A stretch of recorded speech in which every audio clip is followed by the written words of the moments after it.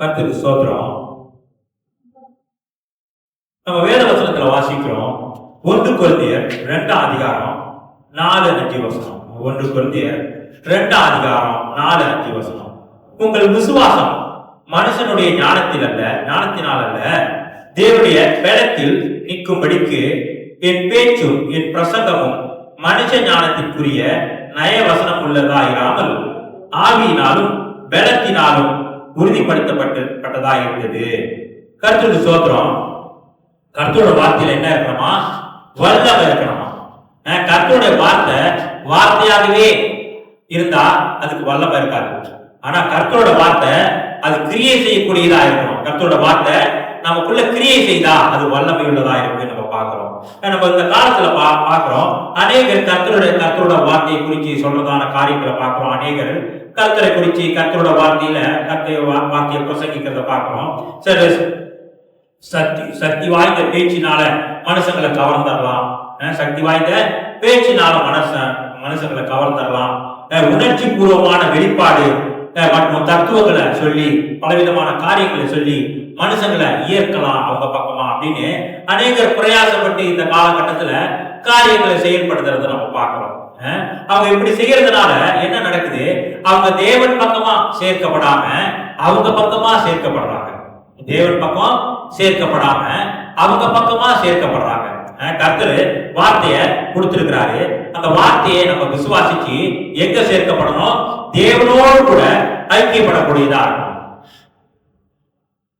அநேகர் சொந்த ஞானத்தினாலையும் சொந்த அறிவினாலையும் சொந்த பலத்தினாலையும் அநேக காரியங்களை செய்து கர்த்தர் செய்த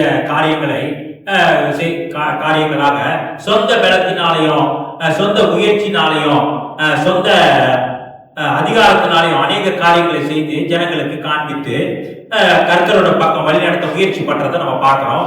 ஆனாலும் இப்படி சுய பலத்தினாலும் சுய ஞானத்தினாலும் சுய அறிவினாலும் செய்கிறதுக்கான காரியம் இது அவங்கள கர்த்தரோட பக்கமா கிட்டி சேர்க்காது. இது ஒரு பெரிய ஆபத்து.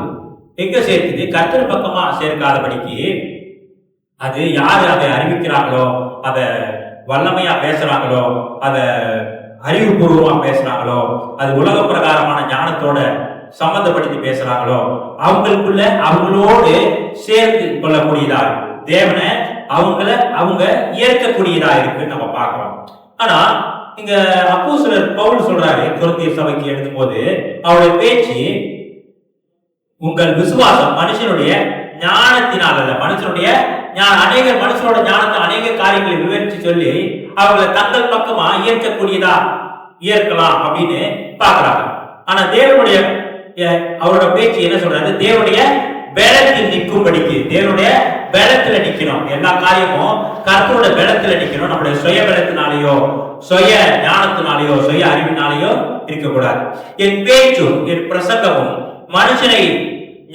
மனுஷ ஞானத்துக்குரிய நய வசனம் உள்ளவர்களாயிராமல் ஆவியினாலும் பலத்தினாலும் உறுதிப்படுத்தப்பட்டதா இருந்தது. அவரோட வார்த்தை எப்படி இருந்தா தேவனோட பலத்தினால உறுதிப்படுத்தப்பட்டதா இருந்தது. நம்ம பார்க்கிறோம், மனுஷனோட ஞானத்துக்கு என்ன இருக்கு? ஒரு குறைபாடு இருக்குது. மனுஷனோட ஞானத்துக்கு ஒரு குறைபாடு இருக்கு. மனுஷனோட காரியம் அவன் செயல்முறைக்கு செய்கிறதான காரியத்துக்கு ஒரு லிமிட் இருக்குது. அதுக்கு ஒரு குறைபாடு இருக்குது. பூர்ணமான காரியங்களை செய்யறதுக்கு தேவ பலன் மனுஷனுக்கு தேவையா இருக்குது. மனுஷன் ஒரு காரியத்தை வெற்றியோடு செய்யணும்னா அதுல தேவனோட பலம் காணப்படணும். தேவனோட பலம். என்னுடைய வார்த்தை மனுஷ ஞானத்தினால் அவர்களை கவரக்கூடியவைகளா அல்ல, அது தேவ பலத்தினால் ஆனது அப்படின்னு அப்போஸ்தலர் மனுஷனை கவரக்கூடியதா இல்ல, அது தேவ பலத்தினால் ஆனதா இருக்குது. அதனால அந்த வார்த்தையை கேட்டு ஜனங்க என்ன பண்ணுவாங்க? தேவனோடு கிட்டி சேருவாங்க. தேவனோடு கிட்டி சேருவாங்க நம்ம பார்க்கிறோம். ஆனா மனுஷனோட ஞானத்தினால மனுஷனோட அறிவினால சில காரியங்களை மனுஷன் என்ன செய்யறான்? மனுஷங்களோட மனதை கவரும். மனுஷனோட மனதை என்னத்தையும் கவரும். ஐயோ, இவர் இப்படி மனுஷ ஞானத்துல இப்படி அழகா பேசுறாரு, இப்படி காரியத்தை உலகத்தோட காரியத்துல நிகழ்வுகளை வச்சு உலகத்துல ஏதோ இது நடக்குது அது நடக்குதுன்னு சொல்லி மனுஷனோட ஞானத்தினால அவரு சம்பந்தப்படுத்தி பேசுறாருன்னு சொல்லி அது கவரக்கூடியதா இருக்கு. ஆனா அது உள்ளான மனுஷன்ல ஒண்ணு கிரியை செய்யாது. உள்ளான மனுஷனுக்கு ஒண்ணு கிரியை செய்யாது. நம்ம ஆத்மாவுக்கு ஆதாயம் இல்லை. ஆனாலும் நமக்கு வெளிப்பிரகாரமா பார்க்கும்போது அப்படிப்பட்டதான காரியங்களை நம்ம கேட்கும் போது நமக்கு எப்படி இருக்குது, ஐயோ உலகத்துக்குரிய காரியங்களை உலகத்துக்குரியபடி சம்பந்தப்படுத்தி இப்படி அழகா விவரித்து சொல்றாங்களே அப்படின்னு நினைப்பாங்க. ஆனா அந்த காரியம் நமக்கு மேலோட்டமா உலகத்துக்குரிய காரியங்களுக்கு இயற்கக்கூடியதாகவும் உலகத்துக்குரிய காரியங்கள்ல இன்னும் பலப்படுறதுக்குரியதான காரியங்களா தான் இருக்கும். நம்ம உள்ளான மனுஷனை என்ன செய்யாது, அது பலப்படுத்தாது. உள்ளான மனுஷன் என்ன செய்யாது, அது புதுப்பிக்காது. பல விதமான காரியங்களை சொல்லி இம்ப்ரெஸ் பண்ணலாம், மனுஷனை கவரலாம். ஆனா அவனை மனுஷன் அழிந்து போகிற மனுஷனை ஆதாயப்படுத்த முடியாது. ஆதாயப்படுத்தணும்னா கர்த்தரோட அந்த வார்த்தையில கர்த்தரோட வல்லமை இருக்கணும்.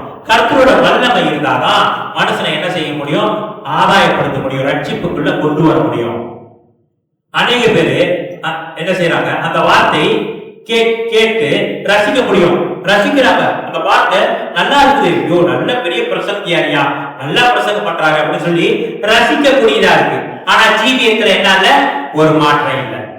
அவர் பாருங்க, அவர் பேசுறாரு, எல்லாத்தையும் சம்பந்தப்படுத்தி அழகா பேசுறாரு.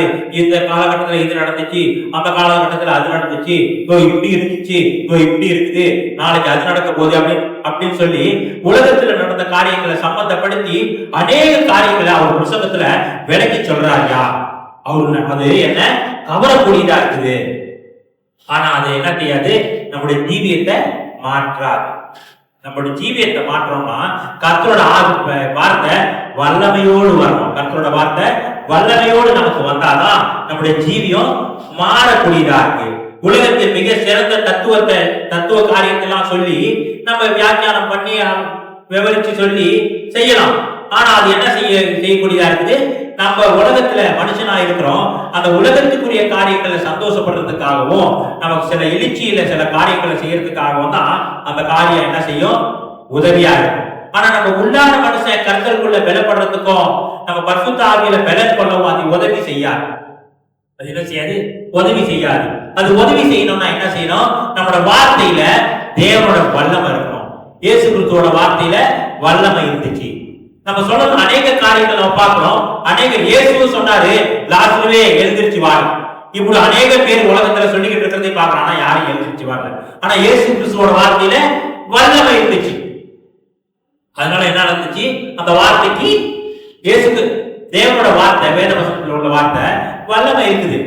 அந்த வார்த்தை வல்லமை இருந்தா, வல்லமையோடு வந்தாதான் வார்த்தை அதற்கு மதிப்பு இருக்குது. வல்லமையோட அந்த வார்த்தைய சாதாரணமா எல்லாரும் உச்சரிக்கலாம். வார்த்தை கர்த்தரோட வார்த்தையை எல்லாரும் உச்சரிக்கலாம். ஆனா அந்த வார்த்தை வல்லமை இருக்கணும். அந்த வார்த்தைக்கு வல்லமை இருக்கணும்னா என்ன செய்யணும், நம்ம பிற்பாடு பார்ப்போம். சிலர் நினைப்பாங்க, நான் இந்த உலகத்துல பெரிய படிப்பு படிச்சிருக்கிறேன், எனக்கு பேசுகிற திறமை இருக்குது, நான் இன்னும் பெரிய அறிவு கூர்மை உள்ளவனா இருக்கிறேன், அதனால நான் இந்த உலகத்துல உள்ள திறமை படிப்பு இதெல்லாம் வச்சு தேவனுடைய காரியத்தை செய்யலாம், அது உதவியா இருக்கும்னு நினைக்கிறோம். ஆனா தேவனுடைய காரியத்தை செய்யறதுக்கு நம்முடைய அறிவோ, நம்முடைய ஞானமோ, நம்மளோட பிரசங்கம் பண்ற அறிவோ, நம்முடைய அறிவு கூர்மையோ உதவி செய்யாது. அறவே உதவி செய்யாது. நம்ம கர்த்தருடைய காரியத்தை செய்யணும்னா கர்த்தருடைய வல்லமை தேவை. கர்த்தருடைய வல்லமை தேவை. வார்த்தையோடு கர்த்தருடைய வல்லமை இருந்தாதான் கிரியை செய்யக்கூடியதா இருக்கு. நம்ம அநேக காரியங்களை செய்யலாம், சுய பலத்தினால செய்யலாம், நம்ம சுய ஞானத்தினால செய்யலாம், சுய படிப்பினால செய்யலாம், சுய அறிவு கூர்மையினால செய்யலாம். அதெல்லாம் எப்படிப்பட்டதா இருக்குது, ஒரு கருவியா இருக்குது. நம்ம ஊழியம் செய்யறது அது ஒரு கருவியா இருக்குது. ஆனா தேவனுடைய வல்லமை வந்தாதான் அது காரியத்தை செய்யக்கூடியதா இருக்குது. நம்ம ஊழியம் செய்யறோம், சில அநேக காரியங்களை செய்கிறோம். இதெல்லாம் செய்யறதான காரியம் எப்படி இருக்கு, ஒரு டூல்ஸ், ஒரு கருவியா இருக்கு. ஆனா அதுல வல்லமை இல்லை. வல்லமை வந்தாதான் காரியம் நடக்கும். கர்த்தருடைய வல்லமை இருக்கணும். நம்ம பார்க்கிறோம், சுயநலத்துல காரியங்களை, கர்த்தரோட காரியங்களை, சுவிசேஷத்தை அறிவிக்கிறோம். உலகத்துல உள்ள தத்துவங்களை சொல்லி உலகத்தோடு கலந்த தான காரியங்களை நம்ம போதிச்சு நம்ம ஜனங்க கிட்ட சொல்லும் போது அந்த ஜனங்க என்ன செய்ய மாட்டாங்க, ரட்சிக்கப்பட மாட்டாங்க. ஆனா ஜனங்க ரட்சிக்கப்படணும்னா தேவனுடைய வார்த்தை நமக்குள்ள இருக்கணும். அந்த வார்த்தை வல்லமையா புறப்படணும். புறப்பட்டு அந்த ஜனங்களுக்குள்ள கிரியை செய்யணும். நம்ம பார்க்கிறோம், பேதுரு என்ன செஞ்சாரு? அவர் மீன் பிடிக்கிறவர். அவர் யாரு? செப்படவர். அவருக்கு பெரிய படிப்பு இல்ல, பெரிய ஞானம் இல்ல. அவருக்கு காரியங்கள்லாம் விளக்கி சொல்ற அளவுக்கு இப்படி நடந்துச்சு, அப்படி நடந்துச்சு அப்படின்னு சொல்லி வியாக்கியானம் பண்ணி அநேக காரியத்தை விளக்கி சொல்லி சொல்ற அளவுக்கு அவருக்கு அறிவு இல்லை. ஆனால் அவர்கிட்ட என்ன இருந்துச்சு? தேவனோட வல்லமை இருந்துச்சு. தேவனோட வல்லமை இருந்துச்சு. பேதுரு அந்த தேவனோட வல்லமை, அந்த வார்த்தையை தேவனோட வார்த்தையை பயன்படுத்தினாரு. தேவனோட வல்லமை அவருக்குள்ள காணப்பட்டுச்சு. அவரு சாதாரண பிரசங்கம் பண்ணாரு, 3000 பேர் ரட்சிக்கப்பட்டாங்க. அவரு சாதாரணமா பிரசங்கம் பண்ணாரு. அவரோட பிரசங்கத்தை கேட்டு 3000 பேர் ரட்சிக்கப்பட்டாங்க. அவரு கலர் லைட் எல்லாம் போட்டு பேசும்போது மியூசிக் எல்லாம் போட்டு அதெல்லாம் ஒன்றும் செய்யல. ஆகும் மேட்சி அடிச்சு பயங்கரமாலாம் அவர் பேச கிடையாது. அவர் சாதாரணமா பேசினாரு. ஆனா அவரோட வார்த்தையில வல்லமை இருந்துச்சு. தேவனோட வல்லமை இருந்துச்சு. அந்த தேவனோட வல்லமை இருந்தபடினால அந்த வார்த்தை எப்படிப்பட்டதா இருந்துச்சு? கனி கொடுக்கக்கூடியதா இருந்துச்சு, கிரியை செய்யக்கூடியதா இருந்துச்சு. அதுல பலன் கிடைக்கக்கூடியதா இருந்துச்சுன்னு பாக்குறோம். நாம் மேலும் வாசிக்கிறோம், ஆவியின் வெளிப்பாடு இருந்தா தான் என்ன செய்ய முடியும்? தேவனோட வல்லமை நமக்குள்ள கிரியை செய்யக்கூடியதா இருக்கு. தேவனோட வல்லமை நமக்குள்ள கிரியை செய்யக்கூடியதா இருக்கு. நம்மளோட வார்த்தை இருக்குது, ஆனா வல்லமை இல்லை. வார்த்தையில தேவனோட வல்லமை கலந்தாதான் என்ன செய்யும்? அற்புதம் நடக்கக்கூடியதா இருக்குது. நம்ம பார்க்கிறோம், பரிசுத்த ஆவியானவர் நமக்குள்ள இருக்கிறாரு. கர்த்தருடைய வார்த்தை நமக்குள்ள இருக்குது. கர்த்தருடைய வார்த்தை வருது. ஒரு ரட்சிக்கப்படாதவங்க கிட்ட ஒரு கர்த்தருடைய வார்த்தை வருது. கர்த்தருடைய வார்த்தை வரும்போது அந்த பரிசுத்த ஆவி என்ன செய்யுது? அதை நிதானிக்குது. அந்த என்ன செய்யுது? அதை நிதானிக்குது. மெய்யாகவே கர்த்தருடைய வார்த்தை பரிசுத்த வல்லமையில் வருகிறதை உறுதிப்படுத்துறது. நம்ம பரிசுத்த ஆவி என்ன செய்யுது? உறுதிப்படுத்துது. கர்த்தருடைய வார்த்தை அப்படின்னு என்ன செஞ்சு ஒருத்தவங்க கர்த்தரோட வார்த்தையை அறிவிக்கிறாங்க. நமக்கு பரிசுத்த ஆவியானவர் இருக்கிறாரு. அந்த வார்த்தை வரும் பொழுது இது கர்த்தரோட வார்த்தை, வெளத்தோடு வருகிறதான வார்த்தை அப்படின்னு சொல்லி கிரியை செய்யக்கூடியதா இருக்கு. சாதாரணமா அநேகர் சுய ஞானத்துல பேசுறதான காரியத்தை நம்ம உள்வாங்கலாம், ஆனா அது கிரியை செய்யாது. அந்த வல்லமை இருக்கும் போதுதான் பரிசுத்த ஆவி நமக்குள்ள பரிசுத்த ஆவி என்ன செய்யக்கூடியதா இருக்கு? கிரியை செய்யக்கூடியதா இருக்கு. வெறும் வார்த்தையை வச்சு நம்ம காரியங்களை சொல்லும் போது அந்த பாவி என்ன செய்ய மாட்டான்? ரட்சிக்கப்பட மாட்டான். பாவி ரட்சிக்கப்பட மாட்டான். அப்போ கர்த்தருடைய வல்லமை வரும் பொழுது அவனுக்குள்ள இருக்கிறதான ஆவி என்ன செய்யுது? உயிர்ப்பிக்கப்படுது. அவன் என்ன செய்யறான்? கர்த்தருடைய வல்லமை அதுல இருக்கிறபடினால அவன் என்ன செய்யறான்? அவனுக்கு இதயத்துல குற்ற உணர்வு உண்டாகுது. குற்ற உணர்வு உண்டாகுது. அவன் என்ன செய்யறான்? மனம் திரும்புறான். கர்த்தரோட வார்த்தை வருது, வல்லமையோடு வருது. அந்த வார்த்தையை கேட்கிறான். அவனுக்கு என்ன நடக்குது? அவன் ரட்சிக்கப்படாதவன், பாவியா இருக்கான். அவன் இருதயத்துல குற்ற உணர்வு வருது. குற்ற உணர்வு வந்தவன் என்ன செய்யறான்? அவன் மனம் திரும்புறான். அவன் மனம் திரும்புறவன் என்ன நடக்குது? அவன் இருதயம் உடைக்கப்படுது. அவனுடைய இருதயம் உடைக்கப்படுது. அவன் என்ன செய்யறான்? சத்தியத்தை ஏற்றுக்கொள்றான். இப்ப ரட்சிப்பு இப்படி நடக்குதா? இல்ல, இப்ப இப்படி நடக்கல. மனுஷ ஞானத்தினால பிரசங்கம் பண்றாங்க. மனுஷ ஞானத்தினால அறிவிக்கப்படுது. மனுஷனோட திறமையினால அறிவிக்கப்படுது.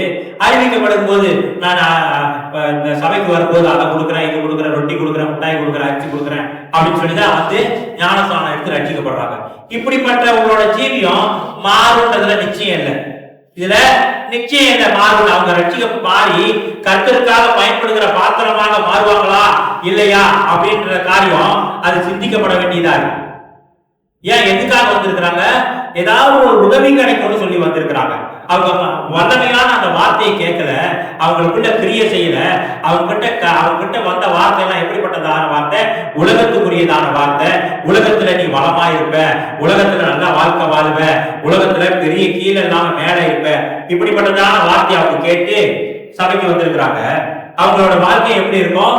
உலகத்துக்குரிய காரியமா இருக்கும். அவங்க கர்த்தருக்கு பயன்படுகிற பாத்திரமா மாற முடியாது. அப்ப கர்த்தருடைய வார்த்தை வல்லமையினால வந்தாதான் தேவனோட கிரியை அங்க காணப்படும். தேவனோட கிரியை அங்க காணப்படும். ஒரு இமோஷன்னால இப்ப கர்த்தரோட வார்த்தை வல்லமையோடு வருது. அதை கேட்டு மனம் திரும்பி இருதயம் உடைக்கப்பட்டு ரட்சிக்கப்படுறாங்க. இதெல்லாம் உணர்ச்சியினால செய்யப்படுகிறது இல்லை, அது பரிசுத்த ஆவியினால உண்டாகும் மாற்றம். அது பரிசுத்த ஆவி நமக்குள்ள இருக்கிறபடினால நமக்கு ஒரு மாற்றம் உண்டாகுதுன்னு நம்ம பார்க்கிறோம். அநேக காரியங்கள் இந்த உலகத்துல நம்ம பார்க்கிறோம், சுயபலத்தினால செஞ்சிடலாம். அதான் வேத வசனத்துல நம்ம நீதிமொழிகள்ல பார்க்கிறோம், சுய புத்தியின் மேல் சாராதே. நம்ம சுய புத்தியில அநேக காரியங்களை செய்யலாம், அது பலன் கொடுக்காது.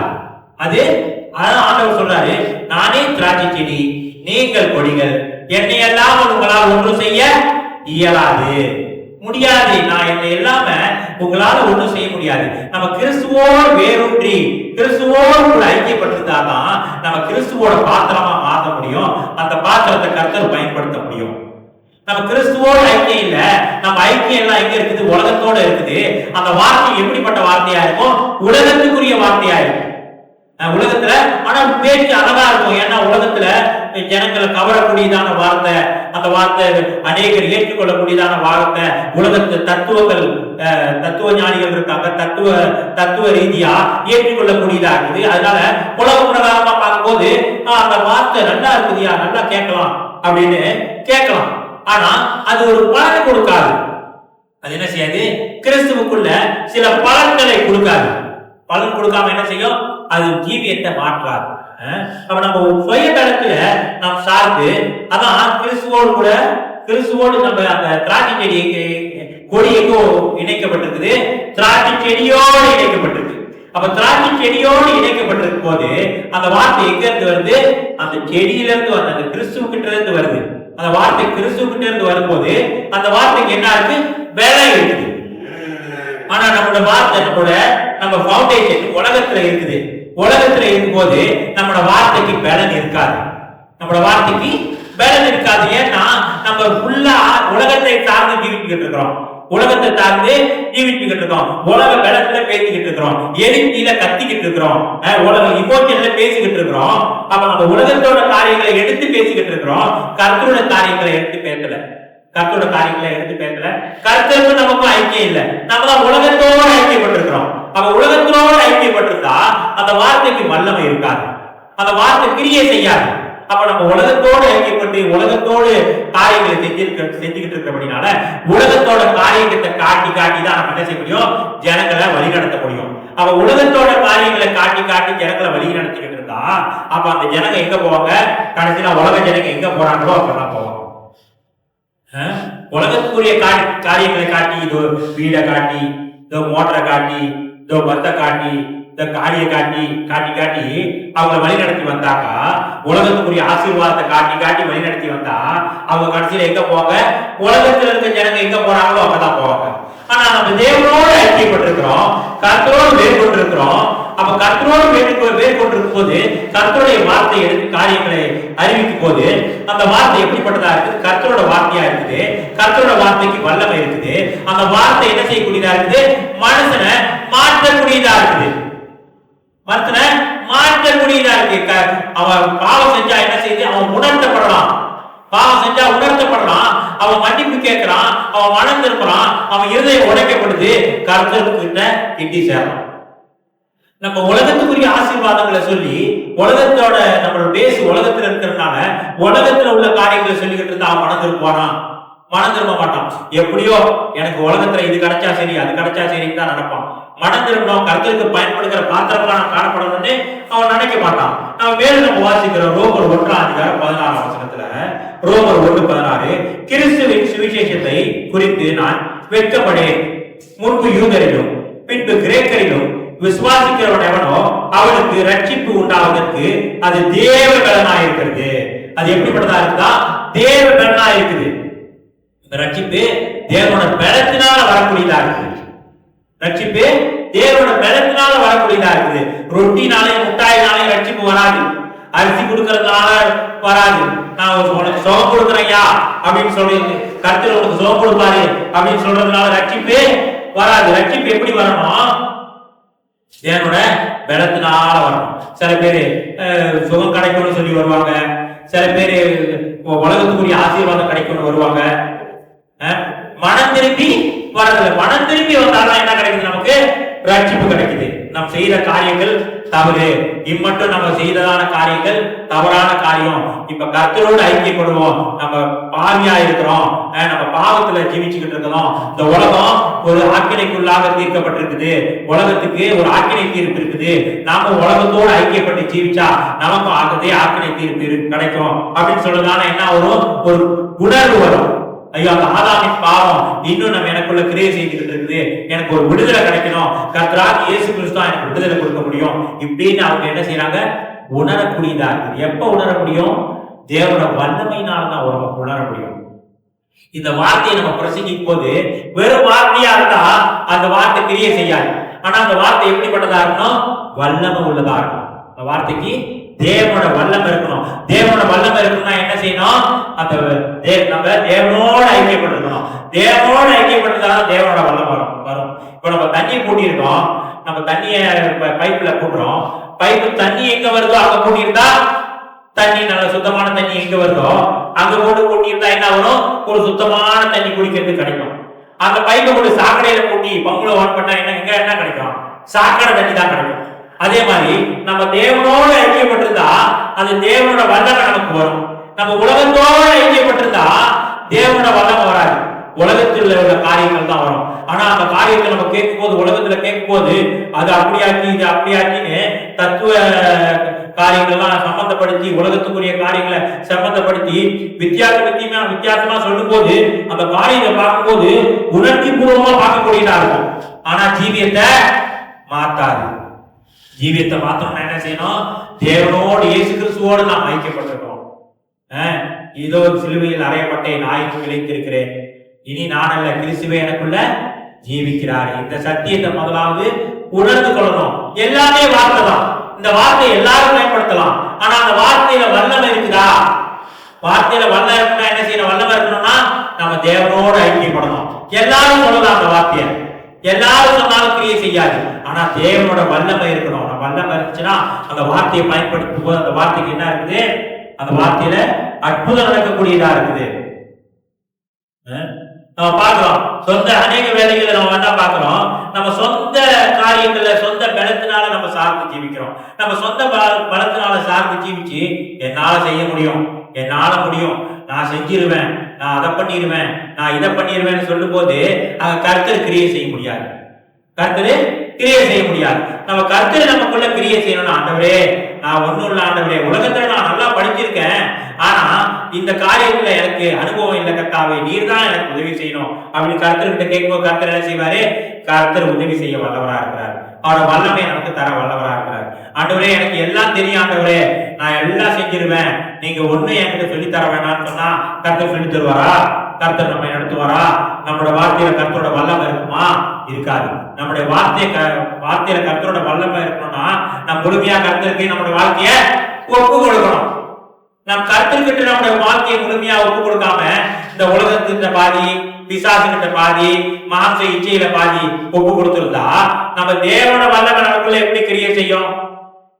தேவனோட வல்லமை நமக்குள்ள கிரியை செய்யணும்னா நம்ம ஆவி ஆத்மா சரீரம் முற்றிலுமா கர்த்தருக்கு ஒப்பு கொடுக்கணும். கர்த்தருக்கு நாம் ஒப்பு கொடுக்கக்கூடியவர்களா இருக்கணும். தேவனுடைய சமூகத்தை நாடக்கூடியவர்களா இருக்கணும். தேவனுடைய பிரசன்னத்தை நேசிக்கணும். நம்ம அநேக காரியம் உலகத்துல செய்ய வேண்டிய காரியம் இருக்கலாம். ஆனா கர்த்தருடைய சமூகத்துக்காக நேரத்தை ஒதுக்கி கர்த்தருடைய சமூகத்துல நம்ம காணப்படக்கூடியவர்களா இருக்கணும். கர்த்தருடைய சமூகத்துல குறிப்பிட்ட நேரம் உட்கார்ந்து ஜெபிக்கிறது அது போதும் நம்ம நினைக்கிறது இல்லை. எப்பொழுதும் நம்மளுடைய சிந்தை கர்த்தர் கேட்க சிந்தையா இருக்கணும். நம்ம வேலை செய்யும் போதும் சரி, நம்ம விளையாடும் போதும் சரி, நாங்க நிற்கும் போதும் சரி, நடக்கும் போதும் சரி, நம்ம சிந்தை எப்பொழுதும் தேவனோடு ஐக்கியப்பட்டிருக்கணும். நம்ம சில பேர் சொல்லுவாங்க, அந்த காரியத்தை செய்யும் போது இந்த காரியத்தை நினைக்க முடியாது. இல்ல, நம்ம என்ன காரியம் செஞ்சாலும் வேலை செஞ்சாலும் நம்முடைய இருதயம் தேவனோடு ஐக்கியப்படுத்தி இருக்க முடியும். நம்முடைய சிந்தை, நம்முடைய பொக்கிஷம் எங்க இருக்குதோ அங்கதான் நம்ம பொக்கிஷம். உலகத்துல அநேக பொக்கிஷம் கொட்டி கிடந்தா நம்மளோட பொக்கிஷம் நம்மளுடைய சிந்தை உலகத்துலதான் இருக்கும். அதே நம்ம பொக்கிஷம் பரலோகத்துல இருந்தா நம்மளுடைய சிந்தை எங்க இருக்கும்? பரலோகத்துலதான் இருக்கும், கிறிஸ்துவை சார்ந்துதான் இருக்கும். ஆனா நம்ம சிந்தை இந்த காலவேளையில எதை சார்ந்து இருக்குது? உலகத்தை சார்ந்து இருந்துச்சுன்னா நம்ம உலகத்துல அநேக காரியங்கள்ல நம்ம சிந்தை அடிபட்டு கிடக்குது. அநேக காரியங்கள்ல தான் பார்த்துக்கிட்டு இருக்குது, தேவனை நோக்கி பார்க்கல. ஆனா நம்ம பொக்கிஷம் கிறிஸ்து இயேசுவே நமக்கு ஒரு பொக்கிஷமா இருந்தா என்ன செய்யும்? நம்ம சிந்தை தேவனோடு ஐக்கியப்படும். இப்படி நம்ம உலகத்துல அநேக காரியங்களை நம்ம சொந்த பலத்துல செய்யலாம். ஆனா சுயந்த பலத்துல செய்யும் போது அது ஒன்றுக்கும் பயன்படாது. நம்ம இதை தெளிவா விளைக்கணும். சுய பலத்துல நம்ம அநேக காரியங்களை, உலகத்துக்குரிய காரியங்கள்ல அநேக காரியங்களை நம்ம சுய பலத்துல செய்யலாம். வீட்டுல உள்ள வேலையை சொந்தமா சில காரியங்களை செய்யலாம். கம்பெனில உள்ள வேலையில ஞானத்துல செய்யலாம். ஆனா கர்த்தரோட காரியம் அப்படின்னு வரும்போது நாம் கர்த்தரோட உதவியினால்தான் செய்யணும். கர்த்தரோட பலத்தினால்தான் செய்ய முடியும். ஏன்னா அது ஆவியின் ரீதியில செய்யப்படுகிறதான ஒரு காரியமா இருக்குது. அப்ப நம்ம என்ன செய்யணும்? அந்த காரியத்தை கர்த்தருடைய உதவியினால தான் நம்ம செய்ய முடியும். சுயபலத்தினால செய்ய முடியாது. உலகத்துல சில கோல கழுவுற வேலையோ எல்லா வேலையோ நம்ம சுயமா செஞ்சுக்கலாம். சில ரிப்பேர் பண்ற வேலையை, சில காரியங்களை ஒயரிங் பண்ற வேலை, சில காரியம் கொஞ்சம் படிப்பு சம்பந்தப்பட்ட காரியம், அதெல்லாம் என்ன செய்யலாம்? நம்ம சொந்தமா இருக்கிற அறிவினால செய்யலாம். ஆனா கர்த்தரோட காரியம்னு வரும்போது நம்மளோட ஐக்கியம் எல்லாம் எங்க இருக்கணும்? தேவனோட ஐக்கியப்பட்டிருக்கணும். அப்பதான் என்ன செய்ய முடியும்? அந்த காரியத்தை நம்ம என்ன செய்ய முடியும்? அதை அடைய முடியும். ஆனா அநேக வேலைகளை நம்ம பார்க்கிறோம். அநேகரு சுயபலத்துல சார்ந்து ஜீவிக்கிறாங்க. சுயபலத்துல சார்ந்து ஜீவிக்கும் என்ன செய்ய முடியாது? ஒரு காரியத்தை, அற்புதத்தை பார்க்க முடியாது, அடையாளத்தை பார்க்க முடியாது, ஒரு ஆசீர்வாதத்தை பெற்றுக்கொள்ள முடியாது. ஆனா நம்ம கர்த்தரை சார்ந்து ஜீவிக்கிறோம், முழுமையா கர்த்தருக்கு அடிப்படைஞ்சு இருக்கோம், நம்மளோட வாழ்க்கையை கர்த்தருக்கு ஒப்பு கொடுத்துருக்கிறோம். கர்த்தர் எல்லா காரியத்தையும் செய்ய வல்லவராக இருக்கிறார். நம்ம கர்த்தர்கிட்ட நம்ம ஒப்பு கொடுக்கணும். முதலாவது என்ன செய்யணும்? ஒப்பு கொடுக்கணும். நம்ம கர்த்தர்கிட்ட ஒப்பு கொடுத்தாதான் நம்ம கர்த்தரோட ஐக்கியப்பட முடியும். அதான் ஆண்டவர் சொல்றாரு, வேத வசனத்துல வாசிக்கிறோம். காட்டு ஒலிவ மரம் என்ன ஆயிடுச்சு? வெட்டப்பட்டு நல்ல ஒலிவ மரத்துல ஒட்டப்பட்டிருக்குது. காட்டு ஒலிவ மரம் யாரு? புறஜாதியார். புறஜாதியார் என்ன செஞ்சிருக்காங்க? இப்ப காட்டு ஒலிவ மரமா இருக்கிறவங்க என்ன செஞ்சிருக்கிறாங்க? நல்ல ஒலிவ மரம் ஒடுங்கி ஆண்டவர் உலகத்துல குடுக்கி கொண்டாந்து நல்ல ஒலிவ மரத்துல வச்சுட்டாரு, ஒட்டிட்டாரு, ஒட்டு கட்டிட்டாரு. போட்டு வச்சு மண்ணு போட்டு அந்த காட்டு ஒலிவ மரத்தை கொண்டாந்து அதை வெட்டி கொண்டாந்து ஒட்டி கிட்டி கம்பு போட்டு ஒட்டிட்டாரு. மறுபடியும் நம்ம போய் நான் காட்டு ஒலிவ மரம் வெளியாக முடியுமா? அப்ப நமக்கு இப்ப எங்க சாறு கிடைக்குது? அந்த திராட்சை செடியில இருந்து கிடைக்குது, அந்த கிறிஸ்துவோட வல்லமையில இருந்து கிடைக்குது. நம்ம சுயபலத்தினால இல்லை, நம்ம சுயபலத்துல சார்பு ஜீவிக்கிறார். இதோ கர்த்தர் நம்மோட பேசியிருக்கிறாரு. இம்மட்டும் கர்த்தர் பேசியிருக்கிறார். வார்த்தை கீழ்படிஞ்சு நடப்போம். மெய்யாகவே கர்த்தரோட வல்லமை நமக்குள்ள கிரியை செய்யக்கூடியதாக கர்த்தருக்கு சோதரம்.